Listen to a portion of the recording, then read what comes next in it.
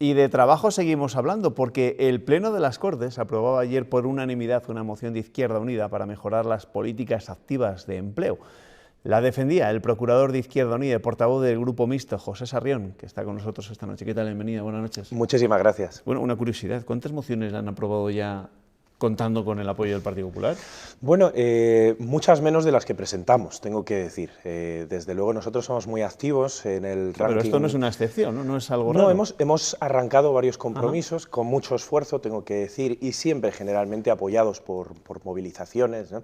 Hemos conseguido hace poco en un pleno, por ejemplo, un compromiso que, por cierto, no se ha cumplido, que es el caso de Tordesillas, el niño Aimar que necesita una enfermera para poder ir a su centro escolar, y conseguimos el compromiso del Gobierno, si bien no ha cumplido, y ya he advertido que estaremos dispuestos a ir a las calles y a seguir protestando. Y bueno, alguna cosa en materia de agricultura ecológica, en materia de los residuos de Fuente Pelayo, del caso este dramático, algunas cuestiones como la azucarera de Venta de Baños parece que se están consiguiendo desbloquear. Debo decir que no es fácil, que es mucho esfuerzo y sobre todo generalmente son cosas que vienen acompañadas de movilización ciudadana, porque la acción parlamentaria, si no va acompañada por eso, pues es bastante débil. Y sobre esta moción en concreto, ¿por qué es necesario mejorar estas políticas activas de empleo? Mira, esto es una cuestión dramática, ¿no? Yo creo que se está haciendo política de espaldas y sin contar con un sector social que es fundamental, que es el de las personas que están en desempleo y que tienen una necesidad de adquirir cualificación. Si se da cuenta, en este país se habla mucho de algo que es dramático y está muy mal, que es el caso de los universitarios que tienen que abandonar el país teniendo una carrera. Esto es algo que Izquierda Unida hemos sido, además, de los primeros en denunciarlo y en hacer causa con ello, pero hay un sector muy importante también, que es el de los trabajadores descualificados, las personas sin cualificación que parecen invisibles, parece que no existen en política. Y por eso nosotros hemos querido hacer un análisis, que nos ha llevado mucho tiempo y a muchas personas, acerca de cómo funciona la formación para las personas desempleadas en Castilla y León. Hemos encontrado deficiencias enormemente graves e incluso discriminatorias para la ciudadanía de Castilla y León. Hay casos, por ejemplo, como que no se convoquen en Castilla y León ni pruebas de acreditaciones ni pruebas de competencias clave para acceder a distintos niveles de los cursos que permiten obtener certificados de profesionalidad. Pruebas o acreditaciones son dos elementos diferentes que sí se convocan en otras comunidades autónomas y en algunas de manera muy profusa y que aquí no existen. De manera que nuestros trabajadores y trabajadoras descualificados tienen que irse fuera a realizar estas pruebas de competencias clave o estas acreditaciones si se trata de este otro caso, de manera completamente discriminatoria, teniendo que hacer un desembolso económico y además estando en inferioridad de condiciones, porque las otras comunidades priorizan a sus trabajadores y trabajadoras. ¿Salió la moción como usted pretendía? Hemos tenido que ceder, como casi siempre, Sí, porque evidentemente nosotros hemos... Pero en lo esencial, en muchos elementos sí hemos conseguido avances. Como digo, nos ha llevado mucho esfuerzo de análisis y de denuncia y finalmente yo creo que eran cosas tan incontestables que era muy difícil que las tiraran. Por ejemplo, un caso muy claro en el que hemos cedido pero que creemos que es un avance. En Castilla y León había una cola de 5.000 certificados de profesionalidad, un retraso de 2 años de estos certificados que necesita un trabajador o una trabajadora para acceder a un puesto de trabajo.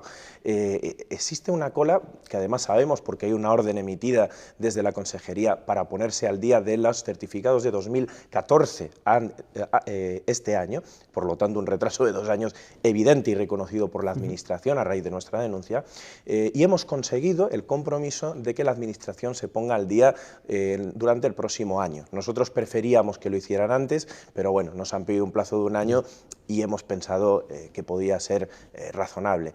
También, por ejemplo, elementos como el enorme retraso que hay en el pago de los transportes. Pensemos que hablamos de trabajadores en paro, de personas claro, que se encuentran dificultades económicas. ¿Sí? Pues imagínese, efectivamente.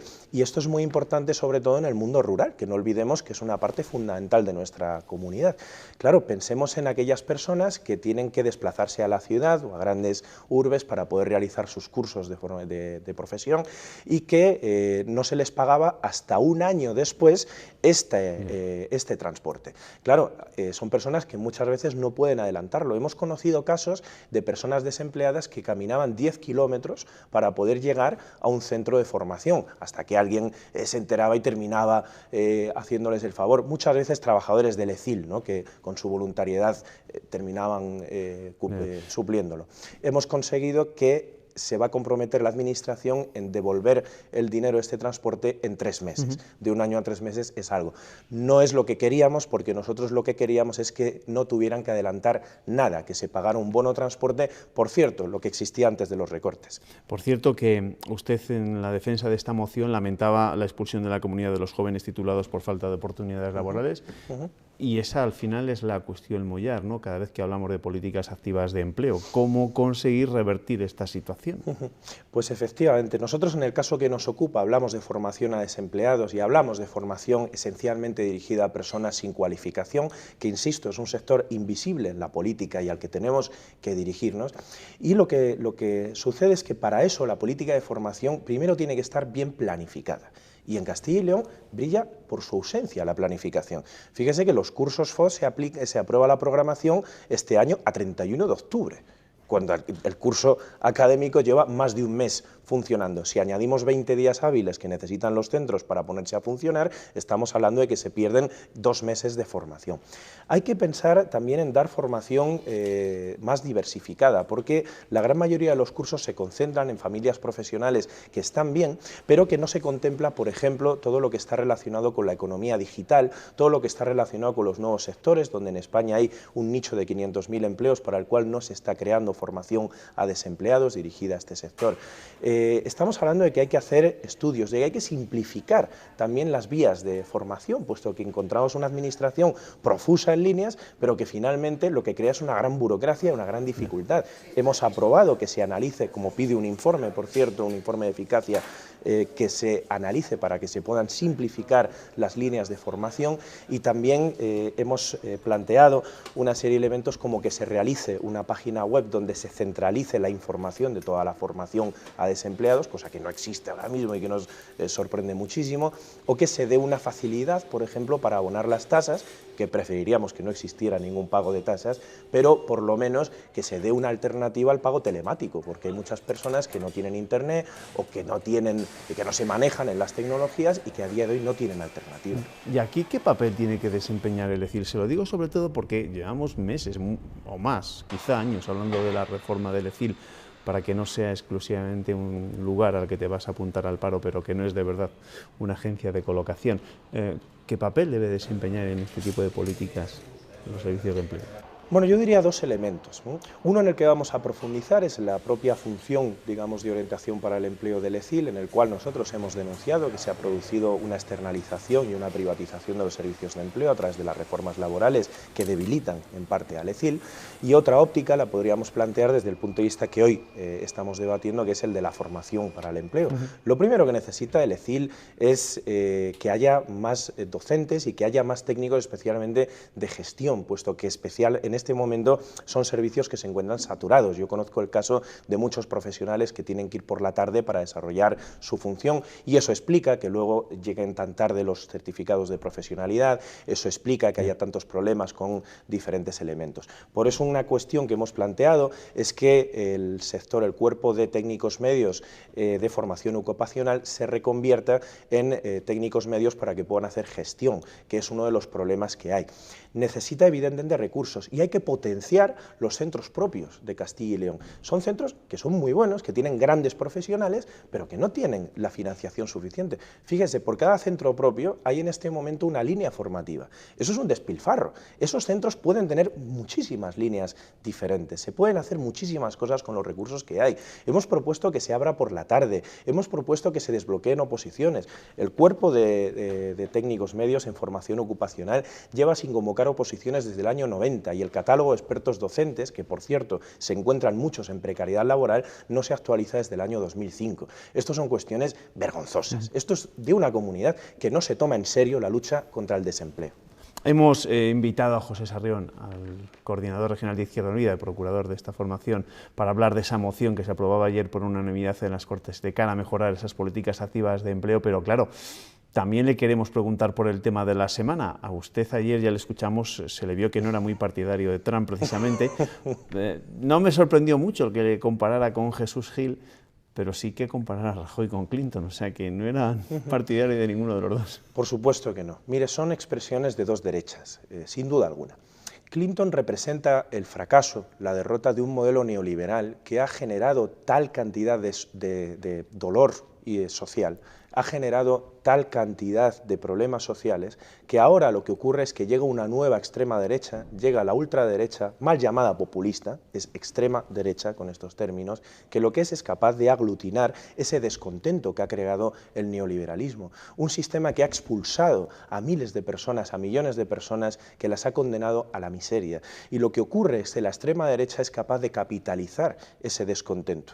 Yo creo que Trump gana las elecciones cuando Sanders pierde las primarias, cuando la gran alternativa a Trump habría sido un gran candidato que fuera capaz de oponer al discurso demagógico de la extrema derecha un discurso social y un discurso dirigido a las mayorías trabajadoras. Lo que tenemos es el fracaso del neoliberalismo y lo que tenemos es el auge de una extrema derecha que, cuidado, está en Europa. ¿Y por qué para usted esto no es populismo?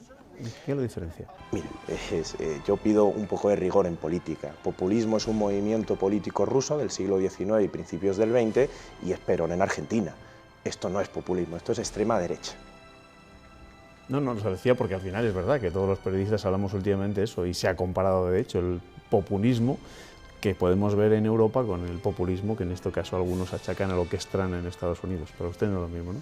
No, en absoluto, es que conceptualmente no lo es. Yeah. Es decir, es evidente que se crean unos lenguajes en política y que se crean unas formas discursivas, pero lo cierto es que no lo es de ninguna de las maneras. El populismo es una caracterización que no tiene nada que ver con este fenómeno, y yo no tengo nada que ver con el populismo, yo soy marxista, es decir, lo quiero dejar, usted sabe perfectamente que yo no me escondo, y a mí el modelo populista no es en absoluto el mío, pero desde luego populismo es Perón, será Ernesto Laclau o serán otras cosas. Lo que es Trump es extrema derecha, xenófoba y racista. Pues alguien le he escuchado llamarle precisamente a Trump también posmarxista, incluso, no sé. En fin, bueno, hay tanto, quizá lo que Trump que se dicen muchas cosas. Podría decirse que es la expresión de un mundo en el que el marxismo ha dejado de pintar tanto. Por eso yo creo que la solución a Trump es la recuperación de una izquierda que cree un discurso a las mayorías trabajadoras. De hecho, lo que venimos hoy a debatir, que es precisamente las políticas dirigidas a esa gran mayoría expulsada por el sistema, a esos grandes